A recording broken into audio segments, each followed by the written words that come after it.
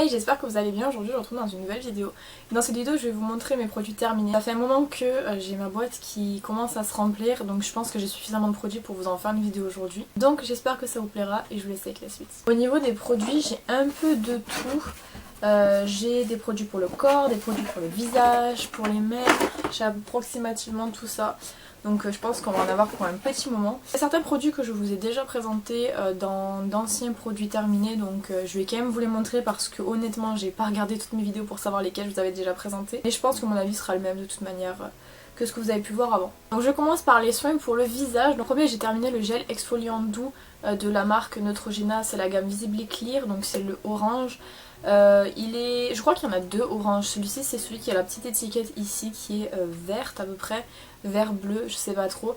Il est plutôt pas mal, les grains sont assez bien pour exfolier. C'est vrai que ça exfolie tout en douceur et du coup ça vous laisse la peau super douce. Maintenant il n'y a pas, enfin ils disent que c'est une action contre les boutons etc. J'ai pas remarqué quelque chose de différent par rapport à un autre exfoliant que je peux avoir d'une autre marque. Ça empêche pas plus que ça d'avoir des boutons, donc franchement pour exfolier il est pas mal, mais c'est vrai qu'il n'y a pas d'action anti-bouton comme ils peuvent le dire sur le packaging. Je pense que je le rachèterai pas. Il y a de plus en plus de produits pour le visage qui sortent et je vous l'ai déjà dit, j'aime énormément tester de nouveaux produits donc je le rachèterai pas. Mais il est quand même bien pour exfolier, je dois avouer. Ensuite j'ai une jolie micellaire démaquillante de chez Sephora au yuzu et les micellaires démaquillants de chez Sephora à la coco. Donc les deux viennent de la même gamme que j'avais acheté durant les soldes.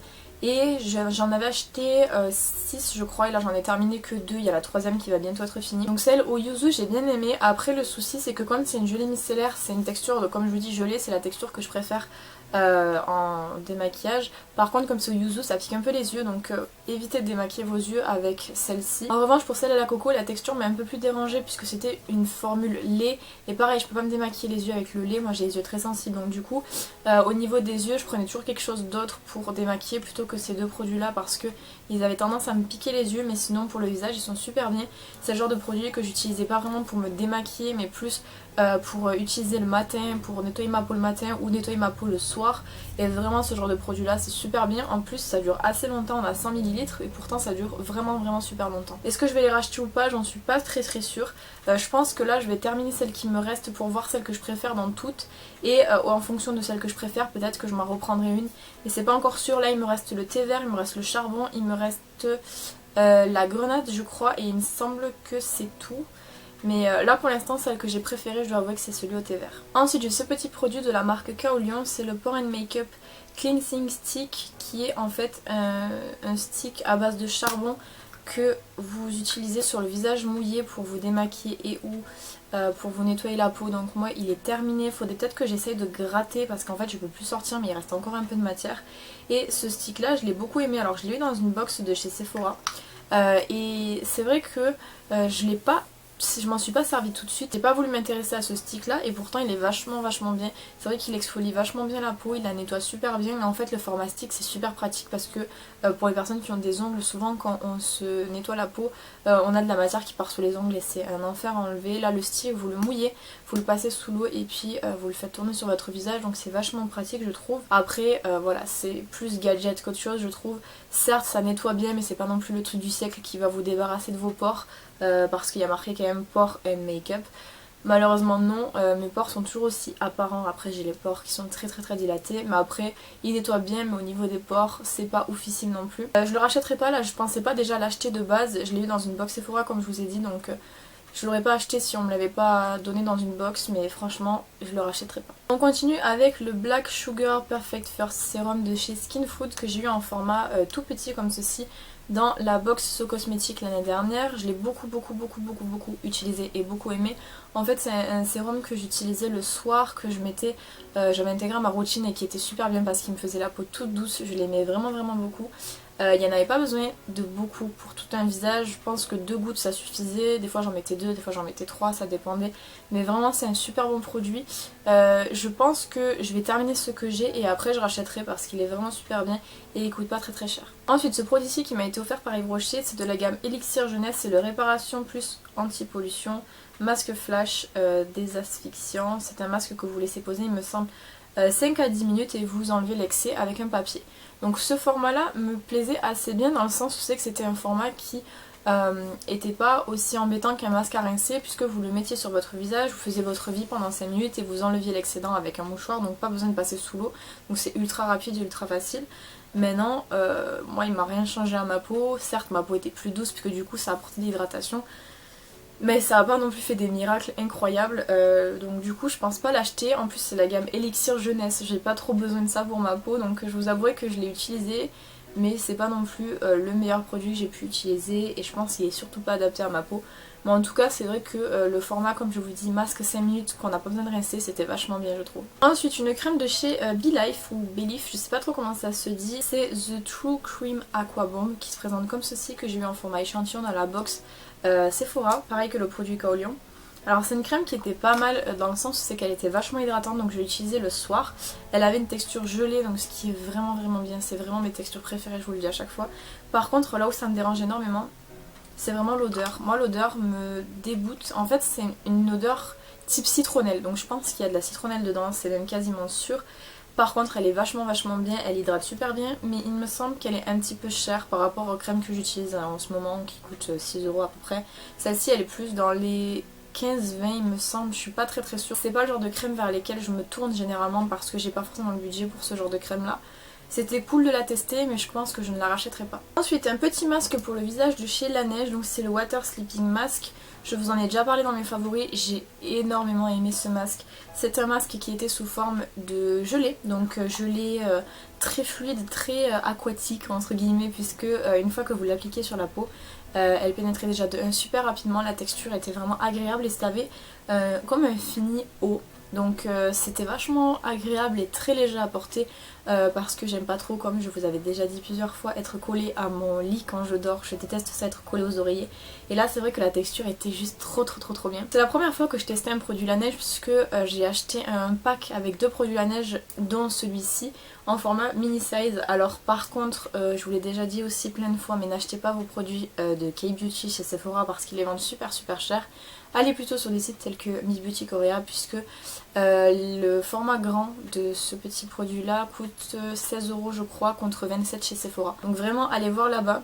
Mais en tout cas c'est un produit que j'ai vraiment aimé et comme il me reste encore un autre sleeping mask à terminer, je pense que je terminerai l'autre et je retournerai sur celui-ci parce que c'est vraiment juste, je suis tombée amoureuse de ce produit là tellement je l'aime trop. Le talc de chez Pommette. Donc pour celles et ceux qui ne le savent pas, je poudre mon teint la plupart du temps en été voire même en hiver avec du talc, donc pas tout le temps quand même. Là je suis repassée à une poudre parce que je trouve que ça a quand même un résultat beaucoup plus léger que du talc, mais quand même je talque beaucoup mon teint pour que ça tienne, etc. parce que j'ai une peau qui est très grasse. En fait au bout de 20 minutes je brille déjà. Donc je l'ai terminé, c'est un talc comme les autres, je peux pas vous dire de bien, je peux pas vous dire de mal, juste c'est du talc. Voilà, c'est juste surtout qu'il est pas très cher je crois, donc écoutez, ma foi plutôt bien, j'ai pas eu de réaction par rapport au talc. Je sais que des fois des gens sont allergiques au talc, moi c'est pas le cas, donc voilà. Mais sinon ouais, il était assez bien, je pense que... Enfin on en a surtout beaucoup, donc je pense que c'est plutôt vers celui-ci que je me retournerai plus tard. On a je crois 200 grammes et 200 grammes si vous poudrez juste votre visage avec, vous en avez pour très longtemps. Crème fraîcheur hydratante de la gamme Reboost de My Clarins, donc c'est un petit échantillon que j'avais eu de chez Sephora qui m'avait envoyé par la poste quand il m'avait envoyé le magazine il y a 2 mois je crois, je sais plus trop. Elle se présente comme ceci, alors elle est plutôt pas mal, malheureusement je la trouve beaucoup trop épaisse. Je sais pas si je vais réussir à vous sortir du produit, je crois qu'il y en a genre vraiment plus du tout. Mais je la trouve un petit peu trop épaisse et comme je vous ai dit tout à l'heure j'aime pas les crèmes épaisses, je pense que vous voyez pas du tout même. Mais elle était un peu trop épaisse pour ma peau et pour ce que je recherche, donc malheureusement je l'ai pas aimée et ça m'arrangeait quand même assez bien que ce soit format échantillon parce que je pense que c'est pas du tout le genre de crème qui me correspond, donc je ne l'achèterai pas. Ensuite 2 petits baumes à lèvres de chez Claire, donc il y en avait un qui était de la collection de l'hiver il y a 3 ans je crois. C'était celui avec le petit bonhomme de neige qui sentait normalement la vanille je crois, et puis on en a un qui était de la collection Mickey et Minnie qui lui sentait la fraise à une époque. Ces deux là donc je les ai pas du tout utilisés ou quasiment pas utilisés parce que tout simplement c'est des cosmétiques super cheap que j'achetais quand j'étais beaucoup plus jeune, style ado, et du coup je les ai quasiment pas utilisés et ils ont périmé, donc c'est pour ça que je les jette aujourd'hui. C'est pas le genre de baume à lèvres que je vous conseille, c'est très cheap, et si vous voulez des baumes à lèvres justement qui sont un petit peu mieux et qui coûtent quasiment le même prix, on va y venir juste après, mais ceux-là je ne les rachèterai pas. Comme je le disais, au niveau des baumes à lèvres pas chers, vous avez les Labello, donc celui-ci est terminé, je ne peux plus le tourner même s'il en reste un petit peu dans le... Enfin il reste un petit peu, mais il faudrait gratter, et j'en ai d'autres, donc comme je suis pas en rade, j'ai un petit peu la flemme de gratter, donc ils sont super bien. Ça c'était la collection fluo, je sais pas s'ils sont encore en magasin mais je crois pas, et juste c'est les meilleurs baumes à lèvres que vous pourrez trouver en magasin, à la pharmacie, un peu partout, et ils sont très peu chers et ils sont super hydratants. Malheureusement je pouvais pas racheter ceux-là parce que ils existent plus, mais j'en ai encore plein. Là j'ai sorti du coup le vert pour mettre sur mon bureau, et dans ma chambre j'en ai un rose et un jaune, et derrière là j'en ai encore, j'en ai un orange, un bleu, là j'ai le orange et j'ai le bleu ici, ceci, donc vous voyez que j'en ai niveau Labello. Pour moi les baumes à lèvres Labello ça reste quand même des valeurs sûres niveau baume à lèvres, enfin pas besoin de payer un baume à lèvres 25 € pour qu'il soit hydratant et qu'il soit super bien, donc vraiment je continuerai à garder des Labello en baume à lèvres. Faut que je termine quand même ce que j'ai, mais je pense que les Labello, si vous voulez vraiment une très bonne hydratation pour la nuit, privilégiez ce genre de baume à lèvres parce que c'est les meilleurs. Et ensuite de la marque Monsieur Blanc Tisse, j'ai fini le dentifrice au charbon et au bambou que j'avais eu en échantillon chez Sephora dans une commande. J'étais super contente de l'avoir en échantillon parce que ce genre de dentifrice là ça m'intrigue beaucoup, parce que ce sont des dentifrices qu'on dit extra blancs, qui aident vraiment à blanchir les dents beaucoup, etc. Donc moi ça m'intrigue beaucoup parce que même si j'ai les dents qui sont quand même assez blanches, je cherche toujours à les avoir plus blanches mais sans aller du côté appareil électrique, etc. Moi c'est vraiment tout ce que je veux, c'est le plus naturel possible, même si des fois dans les dentifrices c'est pas tant naturel que ça. En tout cas le charbon c'est vrai que ça aide à blanchir les dents. Après je vais pas vous mentir non plus en vous disant que je me suis brossé les dents une fois avec et que mes dents étaient éclatantes, bien sûr que non.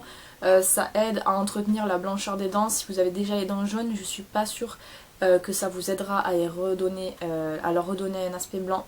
Maintenant il est quand même assez bien. L'avantage c'est qu'il n'y a pas vraiment d'odeur, il y a un petit goût mentholé comme vous pouvez avoir dans les dentifrices normaux, mais c'est vraiment super léger. Mais j'ai quand même bien aimé tester ça, et c'est vrai que la marque Monsieur Blanc me tente pas mal. Ils avaient des strips pour les dents que j'avais fait, et c'est vrai que ça avait super bien fonctionné. Donc je vais peut-être m'intéresser à la marque plus tard. Là je suis encore en plein test d'un dentifrice au charbon également, et j'ai encore du charbon en poudre à utiliser, donc pour l'instant ça ira, mais peut-être que je me retournerai vers eux parce que je crois que le dentifrice est à quelque chose comme 4 €. Je trouve ça un peu cher, mais c'est peut-être pas autant que le Émail Diamant, donc à voir, mais en tout cas celui-là je l'ai beaucoup aimé. En ce qui concerne le corps, j'ai terminé un de mes gels douche préférés je pense, avec l'autre que je vais vous montrer, c'est le gel douche au caramel de chez Cottage, qui est super connu, super répandu et que j'aime beaucoup. Il sent vraiment super bon, il a une odeur très sucrée mais qui est vachement agréable. Je l'aime énormément. Après c'est peut-être pas le meilleur du monde, mais il est quand même super bien niveau compo, je sais pas ce qu'il donne.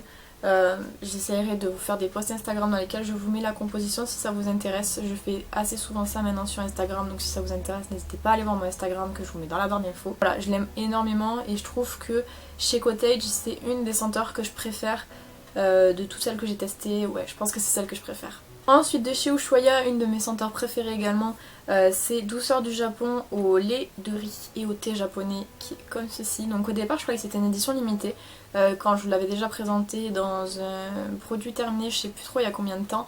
Mais en fait non, puisqu'il est toujours là, je l'aime beaucoup, l'odeur est juste oufissime, c'est une odeur qui est très douce et très réconfortante.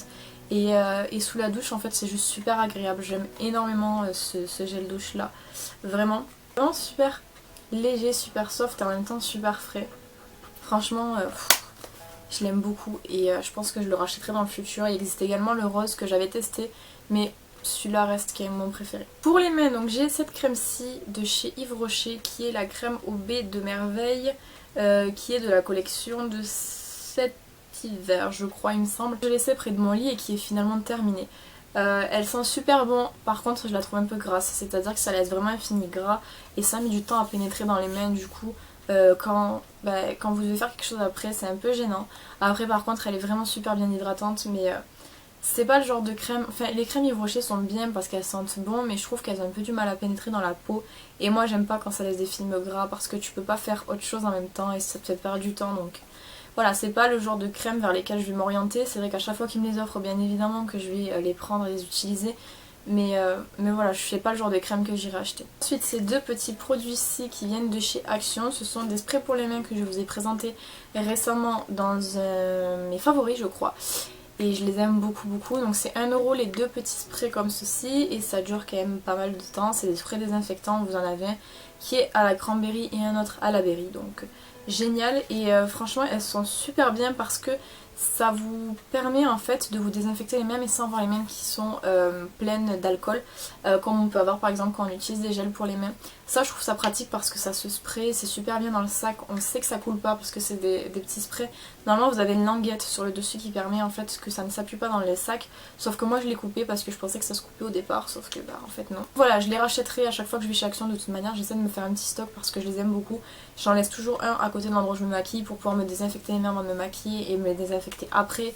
Pareil dans mon sac, j'en ai toujours un, donc j'aime vraiment ce produit là et je trouve que pour le prix ça vaut genre vraiment le coup parce que même les gels hydroalcooliques que vous pouvez trouver sur internet, vous payez toujours les frais de port, donc ça vous revient toujours assez cher quand même, alors que là c'est 1€ quand vous allez en magasin, donc clairement c'est donné. Ensuite pour le visage j'ai deux fonds de teint, donc j'en ai un, c'est le Essence Stay Naturel Soft en teinte 04 Soft Amber que j'avais eu en fait dans des pochettes. En Espagne dans la parfumerie où je vais ils font des fois des petits sacs, donc vous avez des petites pochettes avec plein de produits dedans, entre 4 et 5 produits, voire même 6 des fois, ça dépend des produits qui sont dedans, et vous payez ça 4,50€. Donc moi j'avais acheté deux petits sacs, donc celui-ci et un autre avec un fond de teint que je vous montrerai après, sauf que le problème c'est que c'était pas du tout ma couleur, donc c'est la couleur 4 Soft Amber que j'ai essayé d'utiliser en fait en été, sauf que bah apparemment même l'été c'était trop foncé pour moi.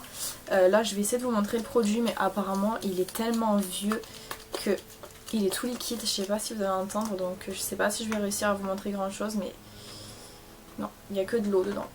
Bon bah je ne peux pas vous montrer, mais la couleur était beaucoup trop foncée pour moi et donc du coup bah je l'ai laissé et à force il faut les jeter quoi parce que ça ne va pas.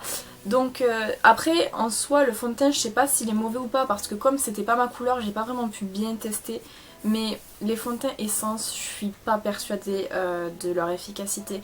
Je suis pas sûre parce que là si vous regardez c'est un autre fond de teint Essence dont je vais vous parler après et j'ai pas aimé non plus, donc celui-là je ne le rachèterai pas. Ensuite dans une autre pochette j'ai eu un deuxième fond de teint qui est le Clear and Matte Makeup Oil Free en teinte 02 de chez Essence toujours. Pareil je l'ai eu dans un petit sac, donc du coup on peut pas choisir la couleur quand c'est dans des petits sacs, mais au niveau de la couleur je vais vous montrer, c'est un petit peu foncé mais c'est ma teinte d'été en fait, donc ça va. Je sais pas si vous allez le voir, du coup il est ici.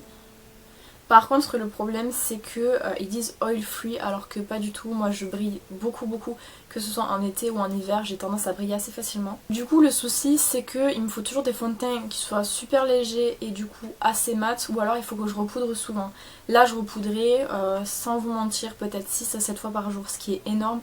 Donc clairement oil free pas du tout, j'ai pas aimé et je pense que je le rachèterai pas parce que du coup il me correspond pas. Et il correspond pas à mes attentes tout simplement. Ensuite en poudre j'ai celle de chez AOA Studio qui est la Perfect Setting Powder. Donc ça c'était la teinte Soft Light que je vous avais présentée dans mon haul AOA Studio du coup que j'avais fait sur le site de Shop Missei. Donc j'ai enlevé le tamis parce que ce genre de poudre là je supporte pas le tamis, donc ce que j'ai fait c'est que je l'ai enlevé, je l'ai remis après. Là dans celle que j'ai entamée et la transparente j'ai également enlevé le tamis. Donc c'est beaucoup plus pratique je trouve pour prendre la matière parce que quand il y a le tamis ça ne dessert pas assez de matière et donc du coup vous êtes obligé de faire ça toute la matinée en fait. C'est une poudre qui est assez bien quand même parce qu'il faut pas oublier qu'elle coûte que 1$, donc pour 1$ elle est vachement bien. Après c'est pas la poudre qui va vous matifier toute la journée, par contre elle est vachement, au niveau couleur elle était nickel, elle est assez fine donc elle se perçoit pas sur la peau et elle matifie quand même assez bien, je dirais franchement ça va, mais elle peut me faire, mais en même temps j'ai la peau très grasse. J'ai quand même bien aimé, je pense que quand je retournerai sur le site pour faire une commande je prendrai plusieurs poudres. Par contre je privilégierai cette couleur-ci plutôt que la transparente puisque la transparente a un retour flashback en fait et du coup c'est un peu chiant.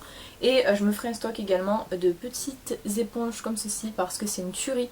Je l'aime beaucoup et franchement j'ai jamais vu cette qualité là pour 1$. Ensuite un abonné de ce genre de vidéo, le Super Liner So Couture de chez L'Oréal, que je finis à chaque fois. Là il est capoute un peu, bien évidemment il est resté la tête en bas donc forcément il y a encore du produit. Je déteste quand les produits font des feintes comme ça, comme s'il y en avait encore alors qu'en fait il n'y en a plus du tout. Bref, je l'aime assez bien, je pense que vous le savez, c'est mon liner préféré.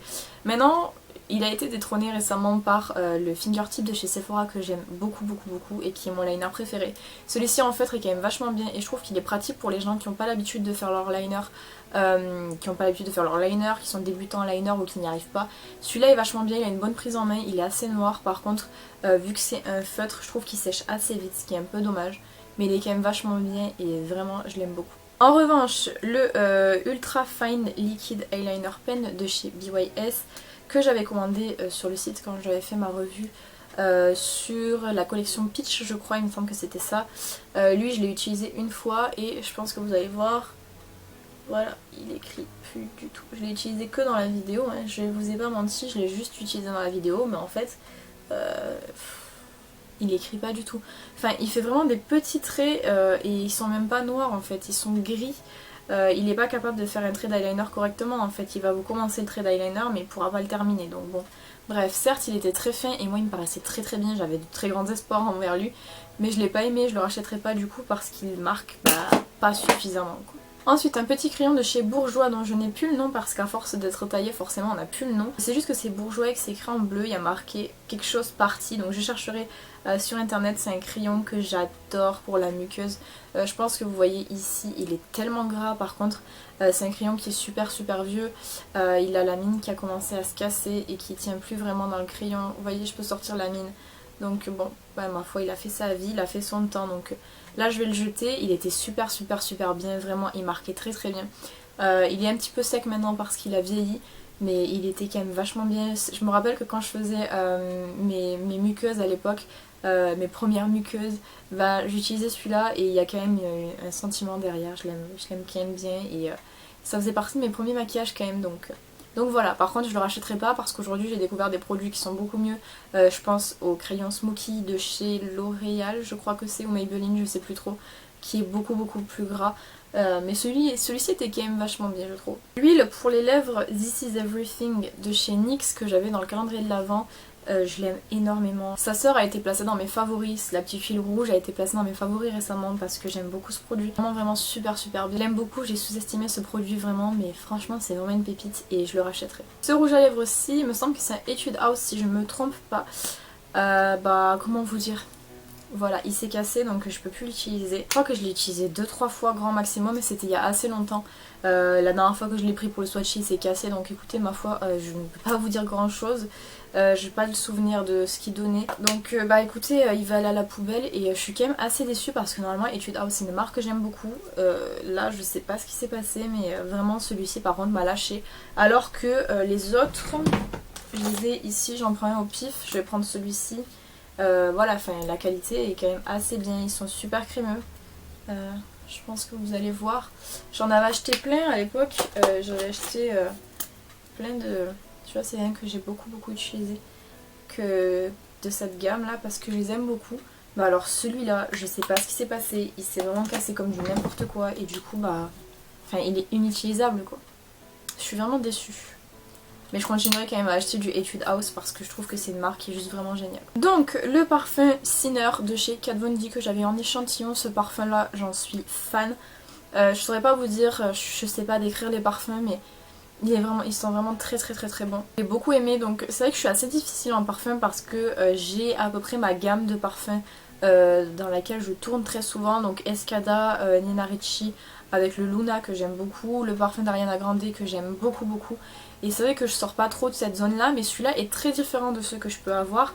Il se rapprocherait peut-être plus du Luna, mais il est vraiment super, je sais pas comment vous dire, super féminin, j'aime beaucoup. Et je l'adore. Par contre je l'achèterai pas en grand format parce que je le trouve quand même assez cher, les parfums c'est cher même en règle générale. Et j'en ai quand même beaucoup à finir donc voilà, mais je l'ai quand même beaucoup aimé. Le mascara Sexy Pulp de chez Yves Rocher qui promet volume extrême, qui se présente comme ceci, que j'avais eu également en échantillon quand j'avais été là-bas il me semble. Donc il a une brosse qui se présente comme ceci. C'est vrai que la brosse a tendance à super bien attraper les cils.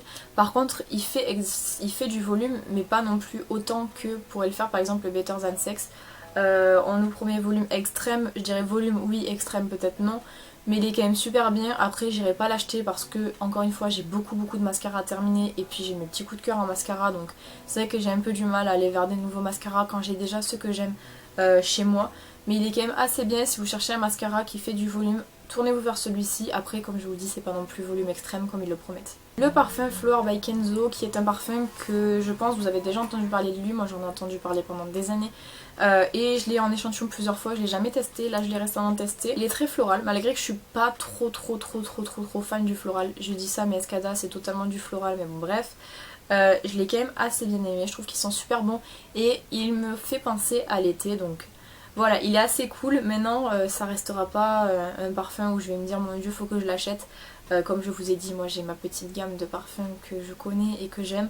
Je vais pas aller dans des nouveaux et celui-là m'a pas vraiment impressionné au point où je me dise je vais l'acheter. Ensuite, pour terminer, le Dolce & Gabbana The Only One qui est comme ceci. Donc pareil, je l'ai eu en échantillon. Je pense que je ne serais pas allée le swatcher en magasin pour le sentir. Pareil, je l'ai eu en échantillon, je pense que je ne serais pas aller en magasin pour le sentir parce que c'est pas le genre de marque vers lesquelles je me tourne généralement niveau parfum. Par contre, je dois avouer qu'il sent très bon, un petit peu dans l'esprit du Sinner, c'est-à-dire qu'il est très féminin. Je l'aime beaucoup, mais voilà, pas au point où je me dis faut que je l'achète parce que franchement, si je l'achète, je suis pas sûre de le mettre tout le temps, du coup je vois pas l'intérêt d'acheter un parfum si on ne le met pas. Donc je pense que je ne l'achèterai pas. Voilà, donc cette vidéo est terminée, j'espère qu'elle vous aura plu. N'hésitez pas à me dire ce que vous en avez pensé dans les commentaires et si vous avez testé un de ces produits là, qu'est-ce que vous en pensez et quels sont vos produits terminés récemment, peut-être des coups de cœur, peut-être des flops. Quant à moi, je vous retrouve bientôt dans une prochaine vidéo, en attendant, prenez soin de vous.